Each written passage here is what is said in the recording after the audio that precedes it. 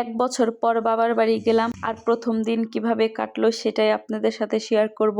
বিকেল 6টার দিকে আমরা রওনা দিছি সদরঘাটের উদ্দেশ্যে। আমরা যেহেতু সাভারে থাকি, তাই সদরঘাট আইতে আইতে আর কি 8টা বাজে গেছে। আমরা প্রথমে এই লঞ্চটায় উঠছিলাম যে দেখি লঞ্চের সিট কি অবস্থা বা কেবিন পাই কিনা। এই দেখতে যাই এই লঞ্চটা সাইরা দিছে, না পাইছি কেবিন, না পাইছি ভালো সিট। সারা রাত সজাগ ছিলাম, কিন্তু তাও সময়টা খুব ভালো গেছে। তাই ভোর 4টার দিকে লঞ্চ থেকে নামছি। আমগো বাড়িতে আইতে আইতে 5:30 বাজছে।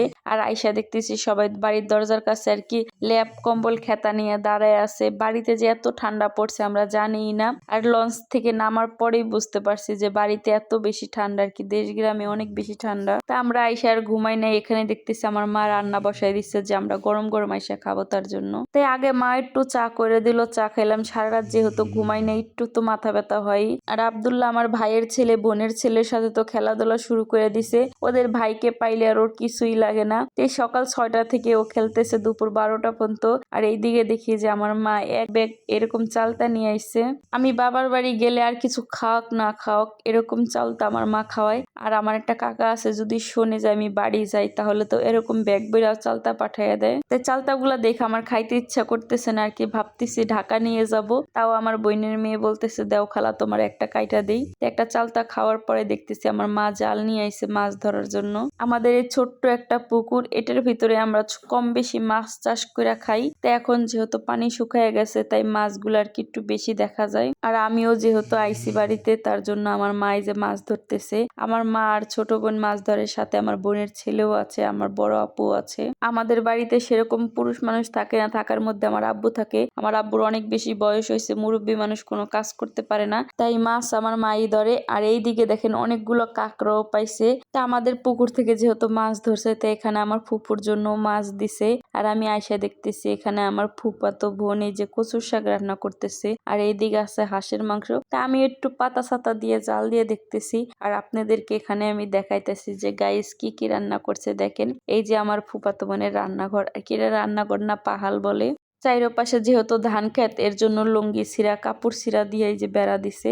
আর এই পাহাড়ের উপরে আছে একটা পেয়ারা গাছ। আর এই পেয়ারা গাছের পেয়ারা কিন্তু খাইতে অনেক বেশি মজা। এরকম খোলামেলা পরিবেশে রান্না করতে কিন্তু খুব বেশি ভালো লাগে আমার কাছে।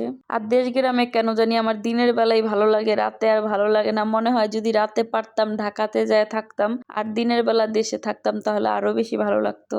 কিন্তু এটা তো কখনো সম্ভব না। তাই আমার আব্বু গোসল করার জন্য বসে আছে। আমার আব্বু আবার একা একা গোসল করে না, আমার আম্মু গোসল করে দেয়, তার জন্যই যে বসে আছে। আর আমি দেখতেছি আমার আব্বুর কতগুলো চুল পাইকে গেছে। চুলগুলা আর কি মেহেন্দি দিছের জন্য লাল হয়ে গেছে, কিন্তু মাথাটা একদম ধপধপা সাদা। মাথায় অনেক খুশকি হয়েছে, এটাও আমি বাইসে দিতেছি। আর এদিকে দেখেন আব্দুল্লাহ কেমনে খেলতেছে আর কি, ও মাটির থেকেই উঠতেছে না। তো একা একাই খেলে, বাড়িতে এসে সেরকম একটা বিরক্ত করতেছে না, যেহেতু বাড়িতে অনেক পোলাপান খেলার জন্য, এর জন্য একটু বিরক্ত কমই করে। আর এইদিকে আমার মারে কইছিলাম কাঁকড়া গুলা রাইখা দিতে, মাছ ধরার সাথে কাঁকড়াও ধরছে। আমার মা তো বারণ করছে যে কাঁকড়া খাওয়া যায় না, এই কাঁকড়া মজা লাগে না। কিন্তু কে কার কথা শুনে, এই কাঁকড়া দেখা তো আমার খাইতে ইচ্ছা করতেছে।